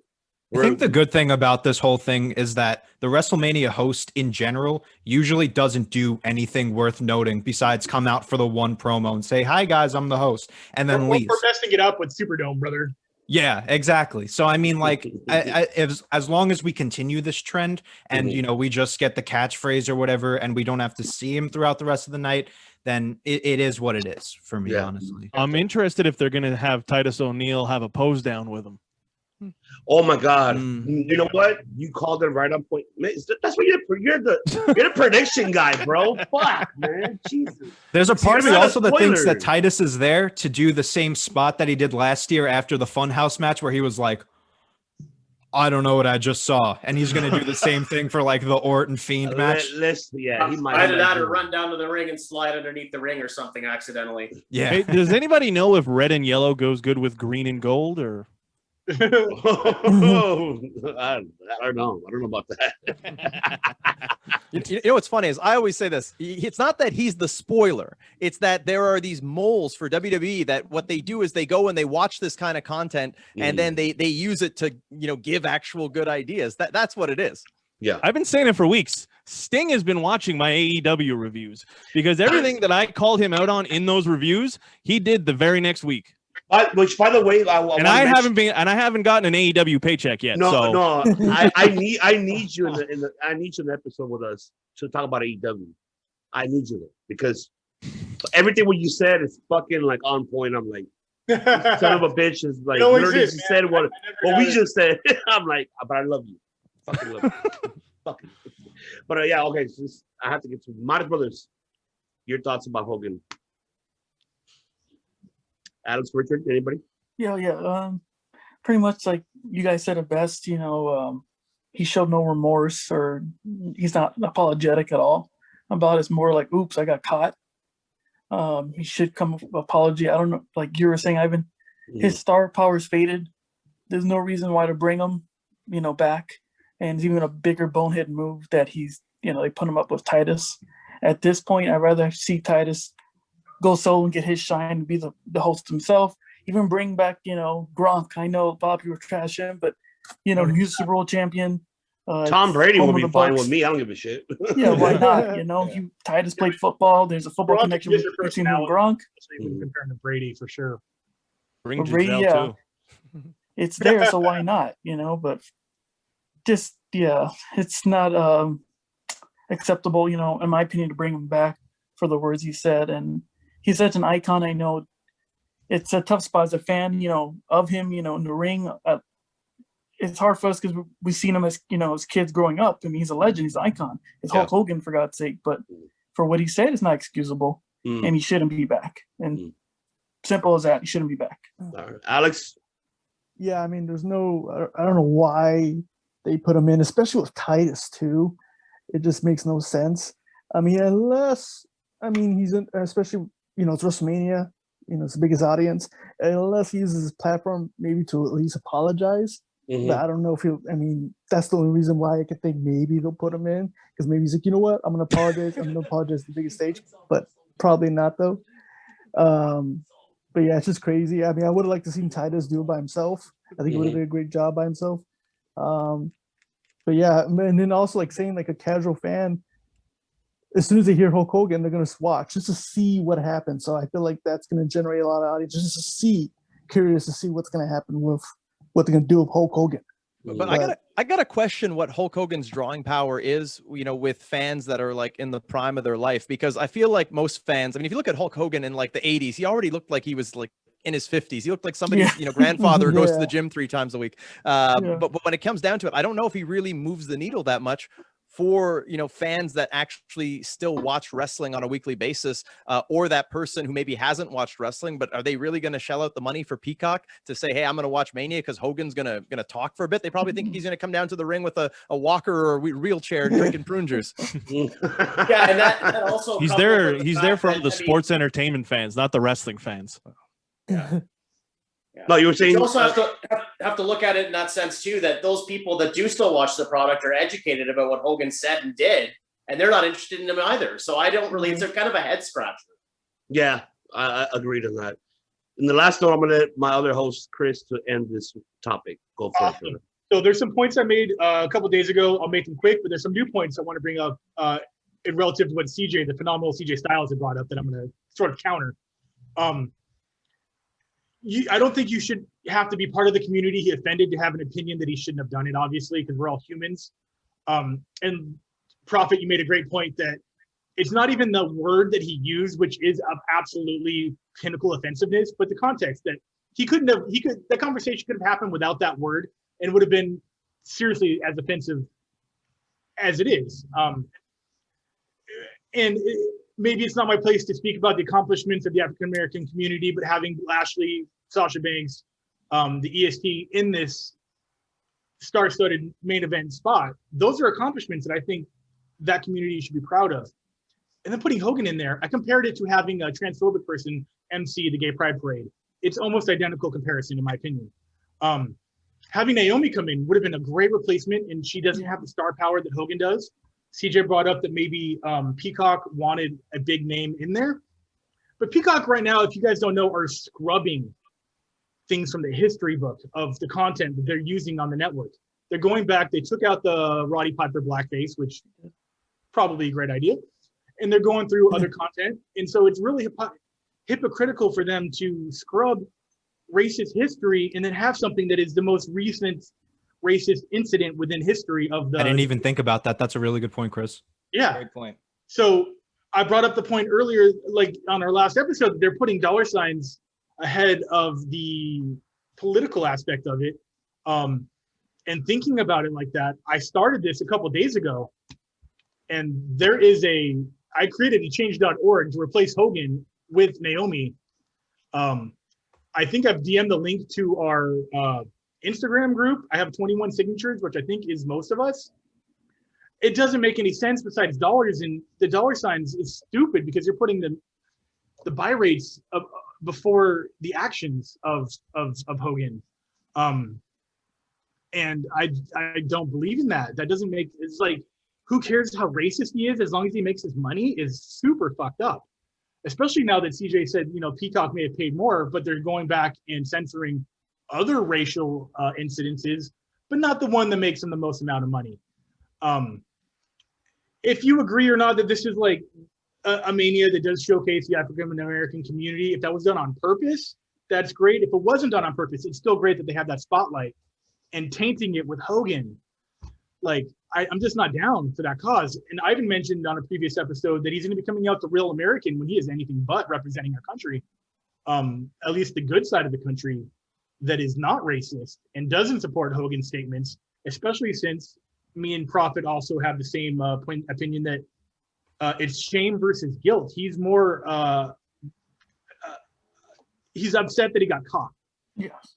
Not that he said those words. Those words were made in the privacy of his own home. It wasn't a mic slip in public. So that's who he is behind the scenes, especially when it's as behind the scenes as you can get with Hogan being in a private phone call. I don't like it. I think it's hypocritical. I think it parallels whoever made the decision to put him there, also maybe being racist by proxy. But yeah, if you guys haven't signed that change.org, I don't know how many people need to sign something for it to matter, but 21 people is pretty cool for something I did 3 days ago. Awesome. With an opinion that I stand behind as I will say this, white American who grew up in a multicultural, diverse city, to the point where I even have in my bloodline, my sister's half Asian. I know that's a different race, but it's still a multiracial familia. Ivan, obviously Jeremy, who I've just met. I'm not one to speak on someone else's opinions. I'm not a social justice warrior. I'm not a hashtag Twitter warrior. This is just a human speaking on behalf of humans, that it doesn't make any fucking sense at all. It's a big slap in the face of just humans, let alone that culture. That's all I got, man. Like, that's just my passion about that subject. Wow. Yeah. That's a very, very, very bold statement, and I love it. The fact that you play. No. Hold on. Saying that the way you put it, I'm with you 100%. Unless you disagree with me, and if you disagree with me, you're pro Hogan. I'm not saying I'm not. Not you. I just think that it's not a gray area. It's black and white. I'm with you. Literally, not, no pun intended. Mm-hmm. No. I'm with you. I know you weren't taking sides. I know you weren't trying to debate me at all, even though we're a circle of debate. I'm not trying to debate you, bro. I'm with you 100%. What you're saying. I know you are. I just want to say too, they had a perfect opportunity to dive into all of this with Hogan's appearance on WWE's The Bump recently, like not too long ago. And WWE's The Bump is more for like a younger demographic. It's a multicultural hosted show. So I thought that would be the perfect opportunity to do that, and they failed and didn't do that. So I just wanted to put that out there. You know, but I just wanted to say quickly as well to a point that I made earlier is, you know, we're talking about the WWE network being scrubbed by Peacock and things of that nature. Mm-hmm. And I wonder, because so much of this stuff flies under the radar, I wonder if Peacock's even aware of it. I mean, I don't, you'd hope that they would be, but they'd have to be stupid to sign this deal. I agree. How do you know about? I agree 100%. 30 years ago, but not Hogan. What was it, 5 years ago? Somewhere in that window. Yeah. No, I'm not defending it. I'm just saying. I know you're not. No. Yeah, no, I think it's wrong. I think I don't want to speak for everybody on this panel, but I think we all agree he shouldn't be there. Yeah, definitely. Yeah. Get his ass out. Yeah. Sign the change.org. Please. There you go. I don't think it's gonna work, but it's a great thing to just know that people out there have that opinion, you know. Of course. Definitely. Definitely. But yes, it's like a 2-part episode, but I want to thank everybody, our viewers and subscribers. Do not forget to also subscribe to our brothers here, Perspective Podcasters. I know everybody already left earlier, but I will put the link below for them. So make sure that you guys subscribe to the channel. They have the greatest content for you pro wrestling fans, especially my brothers, mis hermanos, which is Justin, Jump on the Ring. That's Kyle and Jimmy Prophet. Once again, I love you guys. You guys are like family to me, 100%. And shout out to Frank. And of course Frank too, but Frank always misses this type of shit. I mean, he was only once, but he become but still. He always gets things, but only get it one time. Yeah, but I love Frank too. Of course, he's got a 9-to-5 just like me, so I got a 9-to-5 too, bro. Yeah, we all do. I know we, different. Yours isn't on a boat though, so. Hey, commend. Kudos to him because at least his in a boat. No, mine's is repoing cards. Oh shit, never mind. Oh. You didn't hear that. Okay. Legitimately Barry Darso. And also wanted to go ahead and thank Anthony, of course, from the TITANTRON podcast, and make sure you turn your head to attention to the TITANTRON podcast as well. And also, I would like to thank, obviously, Jonathan, Good Friends, Better Enemies podcast. I love it. Another brother right here that I would love to have you more often on the show, and hopefully we could, get you on some debate with us, man, because I love your mentality. I love everything, which is just, man, I'm in love with you now. Sayonara. And of course, thank you very much for having us, man. I really appreciate it. It's been a blast. Hope we can come back. Oh, yeah, no, definitely you will be coming. Open back, invitation from everyone. Absolutely, it's an open invitation. I mean, most definitely. Why not? Like I said, we're not here to compete against each other. No, we're here to actually support each other, give each other, the love and support. And like I said, once again, we're here to show that love and make sure that you guys are not familiar with these podcasters. Subscribe to them because they have the greatest pro wrestling content. And also to my other brothers right here, Los Modest of Pain. They don't also do pro wrestling. They interview MMA fighters. They interview, boxing fighters as well. So gotta give kudos to Alex and Richard from Championship on the Line podcast. They cover a lot of that content that we don't cover as pro wrestling, but they cover that aspect as well. And I commend them both very dearly because of them doing it. And also wanted to give a shout out to CJ Styles.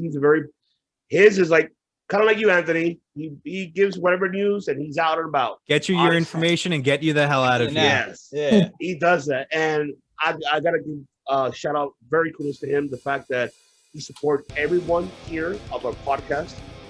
And I thank you and much love to you, brother, the fact that you do that for us, man. And thank you, of course, for being a fan of our podcast. And thank you so much because I'm gonna do a little butt kissing right here. I'm gonna join the Anthony ass kissing club, but the amount of information you were able to store within the 10 years or less that you have been a fan of the product, holy fucking shit. I have been watching I made a joke on Facebook that if I ever forget my age, I just have to remember who's headlining WrestleMania because I'm 37 and it's WrestleMania 37. I've been watching since WrestleMania. And you were caught up on 37 years of content within your short amount of time. And that blows my mind. And I genuinely love you for that as a fan of other fans. Thank you so much. Yeah, I mean, like I mentioned, I started watching the end of 2009, which was like a terrible time to be a wrestling fan, I guess, and around that time. But like, yeah, I mean, even when I was younger, I was called like the wrestling encyclopedia just because I would know like these random facts that no one else would know. And, to finally be able to put it on a platform like this amongst other people, as amazing as you guys are, is just a real big dream for me. And I love that, we have become the other option for wrestling podcasts, that, we are, people that you want to listen to because we're the fans at the end of the day. We're not going to put out some manufactured BS, that's going to fit corporate lines or, I know I can't mention the names, but, Seltzer. Don't. Guys like that. But I fucking hate them. But I love that we are, like I said, we're going to get your information. We're going to get you the hell out of here. So, I mean. I got a warning because of my shit talking because of that. So. Yeah. I don't want to know about that story. So tell it to me off air. I'll tell you off air. Yeah. I always introduce myself in interviews. The resident observer sent me a warning. So, yeah, I don't want to get sued. Oh, okay. Ivan, you're not going to have Hogan guest host, are you? Hell no. Hell no. I like to look at all of us as professional fans. That's the best way to put it. That's how it is. And also the other Jeremy who's representing Jonah for Rewind Recap Relive. But what the hell, bro? You should be having the bow tie as well, be on the show. You better talk to Jonah about that, man. It's just life's just really busy. I'm a full-time student right now. I don't have a lot of time. I want to get into the game. I want to do like reviews and like predictions and all that stuff. But maybe one day for sure. Definitely come to like anybody here as well. Like let us know, and definitely the door's open. Top 5 every week. Like come on into the top 5, dude. Pick a subject, your top 5 favorite, whatever, or worst, whatever, and we all give our list. It's awesome. Yeah. Awesome. Definitely. Yeah. Also want to invite anybody here who would like to come on our show. If anybody wants to come on as a guest rebooker, you're more than welcome to come on. Just reach out to us and we can make something work. Get Jeremy on the show. Get Mr. Probably. I'd love that. You got it. Why not? Get both Jeremy. Both of them. You like views? Because you'll get them. You know what we'll do? Is we'll put up a poll. We'll pre-announce you. We'll put up a poll and we'll pick four topics, and then whatever wins, we'll get you to rebook for us. Okay, awesome. Love to do it. Yeah. All right, cool. But awesome. Yes, ladies and gentlemen. Yes, it's been a 2-part show. It's not gonna be like a whole 2 hour. No, you're gonna have 2 parts. But we would like to go ahead and thank everyone for tuning in and watching this. And yes, this is the League of Extraordinary podcast. Yes, a lot of them left earlier, because of the time zones. We're different time zones. But, they got to do what they got to do. But you will actually see once again, the description below, all the links for the YouTube channel to subscribe and to make sure that you got to tune in to all these wonderful and incredible podcasters, because they do a phenomenal job to provide you guys the best pro wrestling content out there for you fans. So once again, thank you very much for tuning in here at the League of Extraordinary Podcast. We will get to you guys next time, hopefully maybe a SummerSlam or Survivor. We don't know. Maybe an aftermath. Maybe we could do an aftermath WrestleMania. I would like to hear everybody's thoughts about it. But we don't know. But once again, thank you so much, ladies and gentlemen, for tuning in. And we'll see you guys next time.